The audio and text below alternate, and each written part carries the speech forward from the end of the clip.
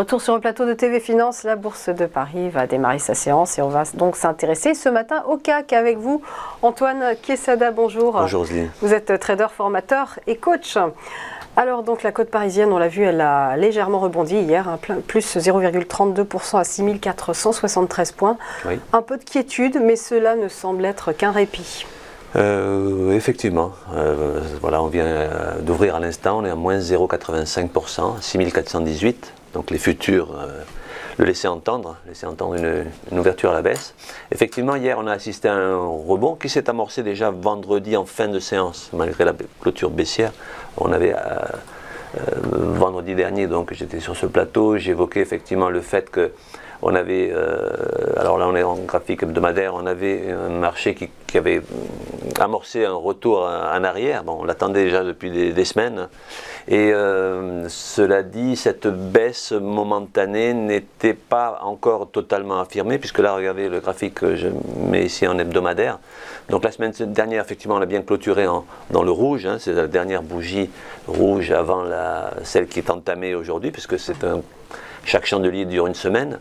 Donc j'évoquais la semaine dernière le fait que la tendance de fond n'était pas encore invalidée. Bon, en tout cas, la tendance haussière de fond n'est pas repassée baissière. Hein. On est toujours dans une tendance qui, selon moi, reste haussière sur le moyen long terme. J'ai tracé ici une oblique baissière en noir qui coiffait les cours par le passé, qui maintenant devient support. Et donc vendredi dernier, j'évoquais le fait qu'on allait très certainement retracer sur la zone des 6400 points. Alors on est allé à 6418 hein, et on a rebondi effectivement dessus, notamment hier, comme je le dis, vendredi en fin de séance, puisqu'on est allé sur les 6420, on a commencé à rebondir. Donc c'est un rebond qui est, j'allais dire, symbolique, bien que, encore une fois, la tendance de fond ne soit pas encore baissière. Donc grosse zone de support sur les 6389 que l'on voit bien ici, qui est ma zone de polarité en quelque sorte, hein, en dessous de laquelle, d'après mon analyse, on redeviendrait baissier. Enfin, c'est comme ça que tout au long de l'année, j'utilise ce niveau comme étant le niveau qui m'indique si on est plus ou moins haussier ou baissier sur le moyen long terme. Alors si on revient sur un graphique en journalier, parce que je vous ai envoyé deux graphiques, le graphique suivant, il faudrait le faire revenir, le voilà. On va le voir. Donc voilà, ça, on est en chandelier japonais journalier. Donc la semaine dernière, vendredi plutôt, j'évoquais le fait qu'on a validé ici une figure de retournement à la baisse, à l'échelle du journalier naturellement, chaque chose étant à mettre en perspective par rapport à des unités de temps plus longues. Donc une divergence baissière classique, qu'est-ce que c'est? C'est un segment qui passe sur les sommets du cours, qui est en noir ici, et qui donc est haussier, et un segment qui, à la verticale, est baissier sur l'indicateur. Donc il y a une sorte de contradiction, c'est-à-dire que le CAC a fait des hauts plus hauts, alors que l'indicateur, lui, est resté en dessous, n'a pas fait un haut plus haut. Donc ça génère ce qu'on appelle une divergence baissière, donc qui est une figure de retournement à la baisse, mais qui était déjà validée depuis plusieurs jours, et qui a donné, je dirais, 100% de son objectif théorique. Vous savez que ces figures-là permettent de fixer des objectifs qui ne sont que théoriques parce qu'ils ne sont pas certains, bien que souvent assez fiables. Et l'objectif théorique ici de baisse, c'était autour des 6400, 6420 points, ce qui a été fait en fait. Hein. Donc rebond d'hier, et aujourd'hui, évidemment, on repart à la baisse, et la baisse s'accentue d'ailleurs ce matin, on revient sur les 6413 points. En clair, on est en train de glisser tout doucement, en pente douce, j'allais dire, sur cette tendance retourné par la divergence classique. Donc là, il faut bien surveiller les supports, encore une fois les 6389, et puis le grand support oblique noir qui n'est autre que la projection de ce que j'ai tracé sur l'hebdomadaire.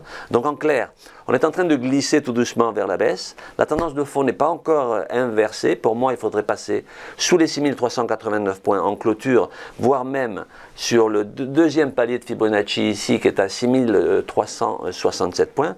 Vous savez que j'utilise énormément les ratios de Fibonacci. Alors si on regarde toute la hausse qui s'est entamée fin septembre dernier jusqu'au plus haut d'il y a quelques jours, jusqu'au plus haut des 6824 points, on a retracé dans un premier temps 23,6% qui était à 6541 points, et là on s'approche tout doucement des 38,2% de Fibonacci.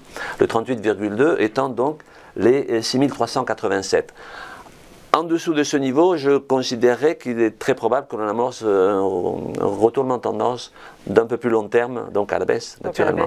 Donc surveillez les supports des 6367, 6389, qui selon moi devraient encore servir de frein à cette baisse, à cette glissade en pente douce. En dessous de cela, évidemment, la situation pourrait s'aggraver. À ce moment-là, si on passait en dessous des 38,2, le palier inférieur serait les 50% de Fibonacci, ça nous ramènerait, pas forcément tout de suite, mais sur les 6226 points qui représenteraient les 50%. Donc en clair, glissade en pente douce, surveiller des niveaux très puissants que sont les 6389 et les 6367 qui pour moi est le seuil critique. Mais il y a encore des supports. Alors la baisse s'accentue effectivement, mais je vous dirais que ça faisait déjà quelques semaines et quelques mois que l'on attendait ce retracement justifié par les fondamentaux et surtout la crainte de la récession qui envahit nos pays, marchés occidentaux. Voilà. Et on vient de passer sous la barre des 6400 points avec une baisse qui s'accentue, comme vous le dites, moins 1,17% actuellement. Merci beaucoup Antoine Quesada pour votre décryptage. Merci. À suivre après une nouvelle pause, les valeurs des market movers avec Mathieu Driol.